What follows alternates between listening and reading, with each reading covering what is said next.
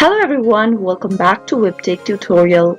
In today's video, I'm going to show you how to reset your Mycoles account's forgotten password. Watch the video till the end and don't forget to subscribe to our channel by hitting that subscribe button. Press the notification bell so that you'll never miss another upcoming upload from us. Open up your web browser to get started. In the web address bar, type in www.mycoles.com.au and press enter on your keyboard. Once you end up in this page, click on the Login to Mycoles button at the bottom. In the login area, you'll need to type in your username and your password to access your account. If you don't remember your password during logging in, you can click on I forgot my password link. On the next page, type in your username associated with your Mycoles account. Click on I'm not a robot and complete the verification captcha. Now click the continue button. Make sure to enter the valid username,